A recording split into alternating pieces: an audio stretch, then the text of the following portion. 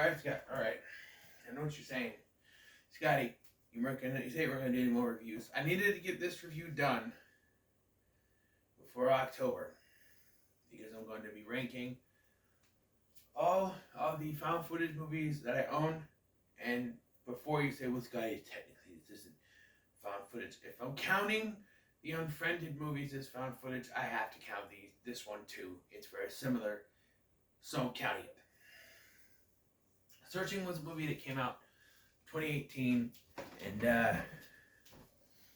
I found it intriguing because of the style of it. And when I first watched it, I thought it was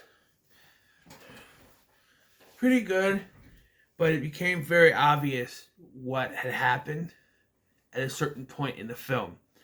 Uh, Watching it this time, something came to me that just made me think, I feel like this movie would be much more engaging, much more interesting if it was a regular thriller film instead of shot with webcams and, you know, from the point of view of a computer. I feel like it would work better as a regular thriller, a police thriller type thing, without so much.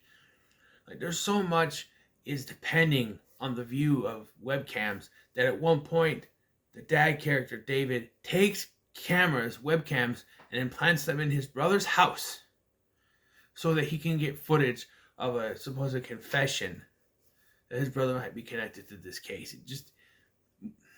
And then I also include news footage, and for some reason there's a live stream of a funeral vigil for some reason, and they have to include dialogue in a confession by the person responsible in an interrogation, and key dialogue explaining what happened after they got in the car to take this person to jail and how they had to change. It just doesn't. And I'm sitting there at this point, I'm thinking, I think it would have been better just to make a regular thriller.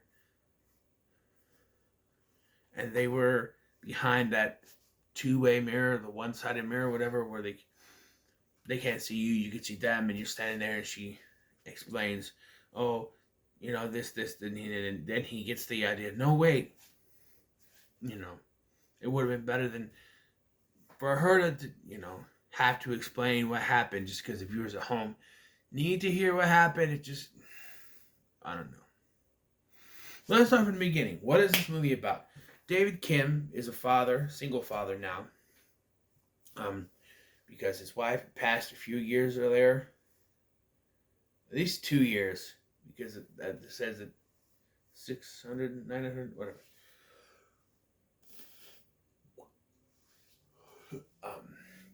And he and his daughter are kind of at odds. Then his daughter goes missing. He tries to find her, can't find anything. People he thought were her friends didn't really that close to her at all. And eventually this detective, played by Deborah Messing, comes in to help, and it seems that they may be too late. And that his brother may be connected, but that's really just a red herring. We'll get to that. But yeah, overall I'm kind of mixed on this movie. I don't think it's bad by any means, but like I said, I feel like it would have been better as a straight up thriller than one of those stylistic things. And from what I hear, the director actually wanted to do this. He wanted to make this like another subgenre. Apparently there's a sequel on the way, so this thing made enough money. I don't know. I just feel like it would have worked better as a regular thriller film and not on a computer screen the entire time, because I don't know,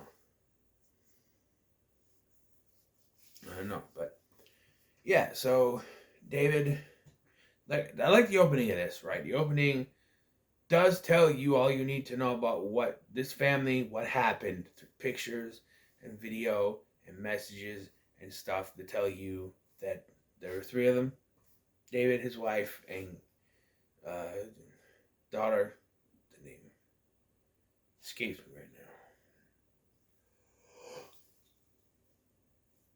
Mona? No, not Mona.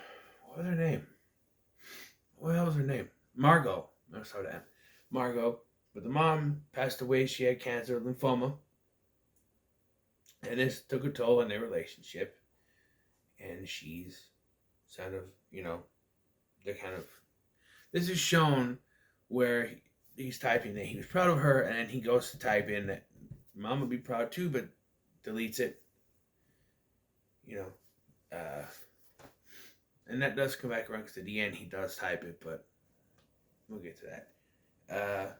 But yeah, and then so he FaceTimes her to let her know that she got to hit the garbage out, and she's like, "Well, I'm sorry, I'll do it later," and that she's having an all-night study session. And then we see he goes to bed, and again, this is just like, why do we see the view of the webcam or his phone? Is it up on? I don't understand this.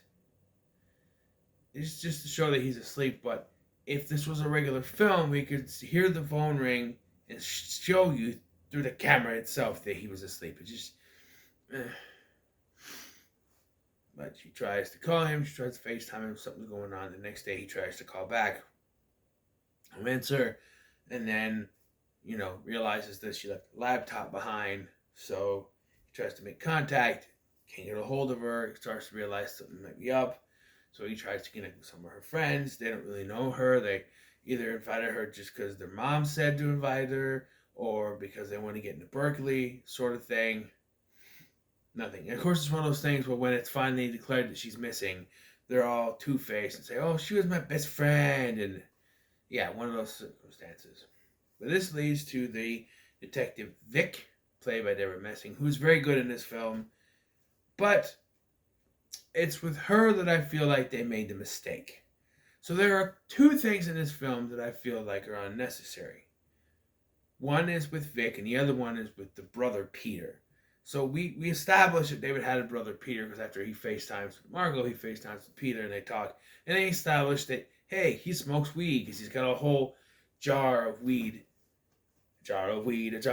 Everything's better with a jar of weed. Even though you'll probably be deed and everything's better with a jar of weed. Anyway, he says, "Oh, you need a big old thing of oregano." This was 2018. This is around the time and other stuff. And so yeah, there's a thing later where he, you know, it's declared that she's, you know, missing and everything. So he finds messages between Peter and Margot, and it looks as if they're having some kind of incestuous relationship, which is ewy, all sorts of ewy to begin with. But then it's found out that actually, because like I said, he takes the time to bring in these webcams and hide them in Peter's house just so we can see the confrontation. And again, if this is a regular movie, you wouldn't have to do that. If you have to write in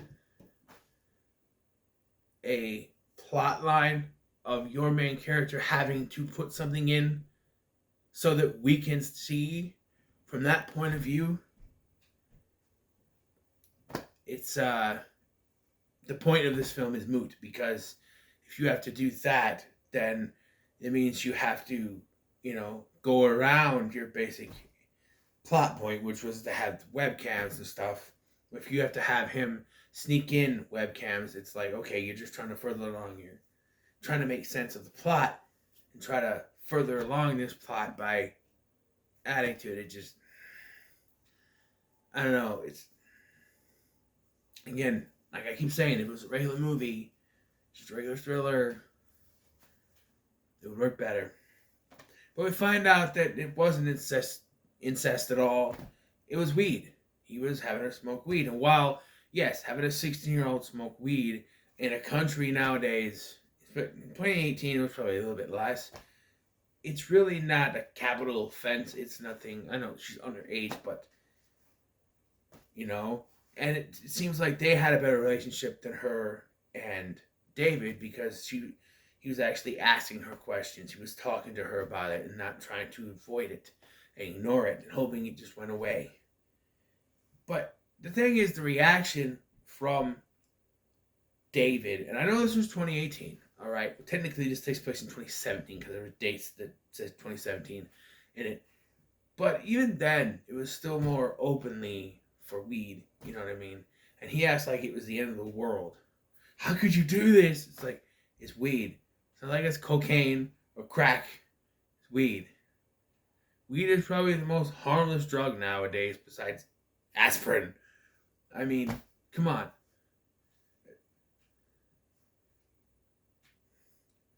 It's not like he was making her snort a line of coke off his dick.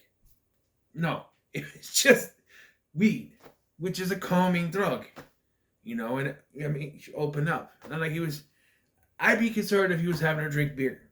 But weed, it's even more legal than beer, but I don't know. Out of all the drugs he could have given her, that's probably the least. You know. And it's at this moment he finds out the truth that they found the person responsible. It's this guy, Chardoff, responsible, and she's probably dead, which loses his hope. But then we get some more reveal where earlier David finds out that she was in this chat room, and there was someone called Fish and Chips, but with a PH, Fish and Chips.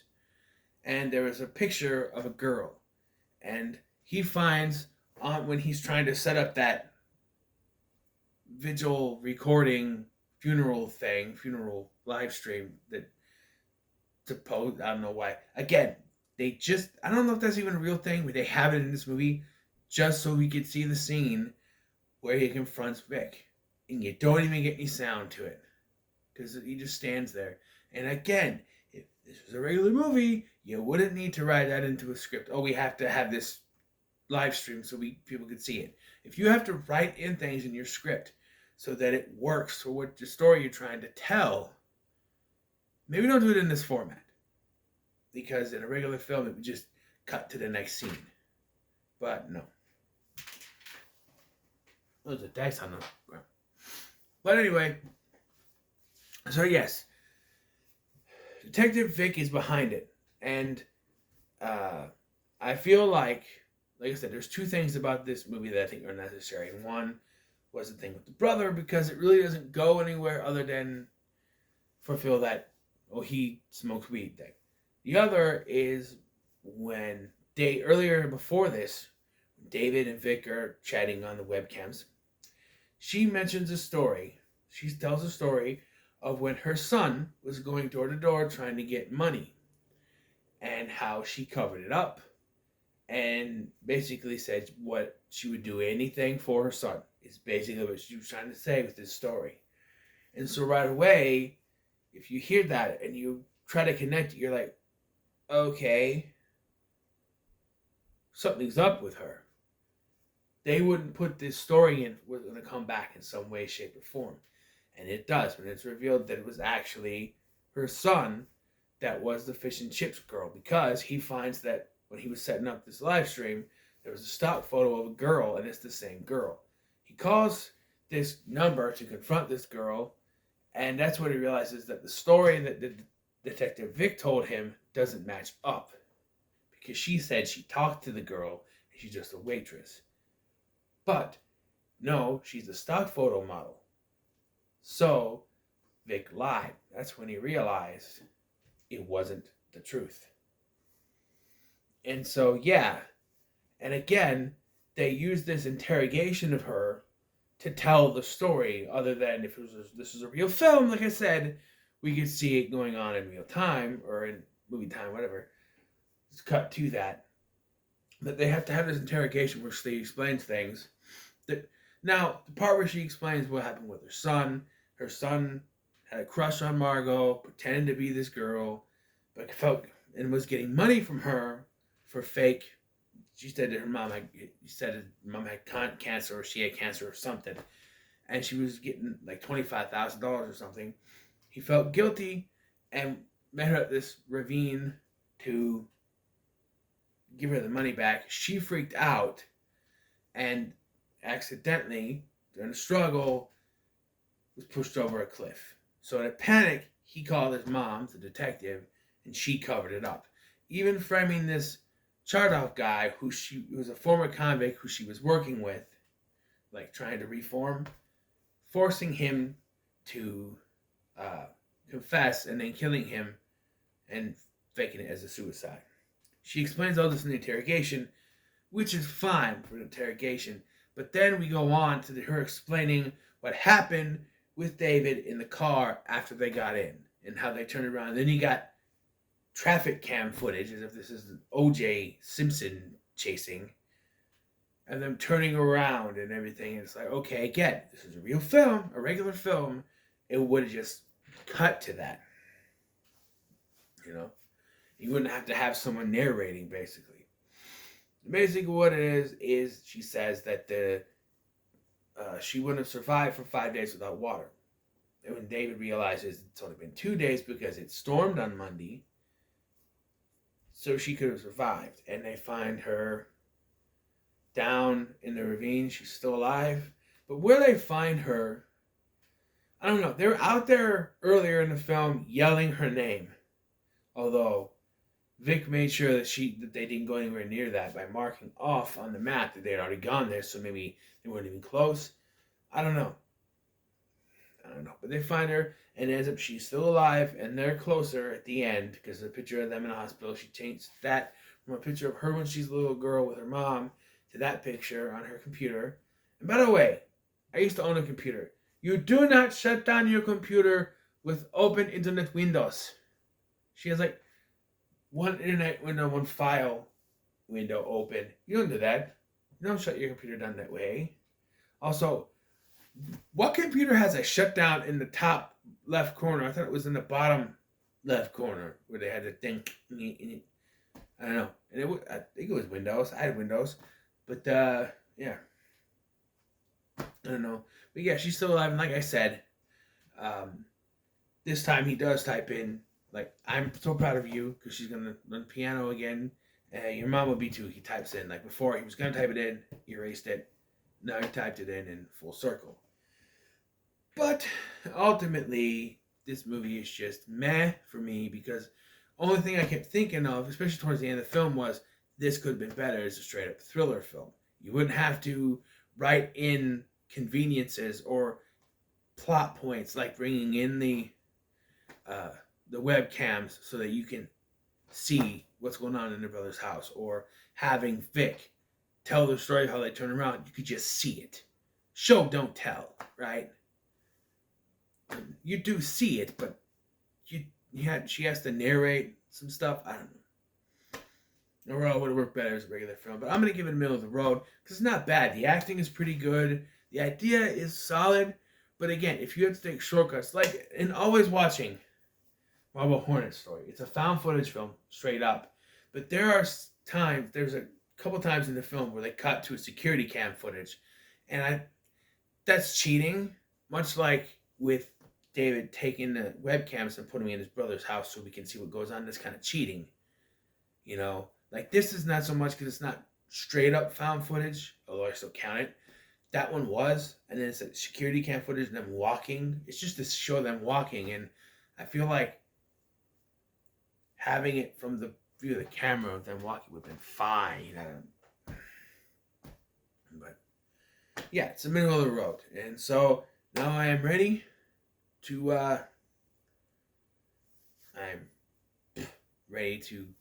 get going on. Well, I actually have one more video to do. It's a Scotty Tries video. Get it done here in a couple days, maybe tomorrow, who knows. But so what are your thoughts on Searching? Let me know, comments below. Make sure to like, share, and subscribe.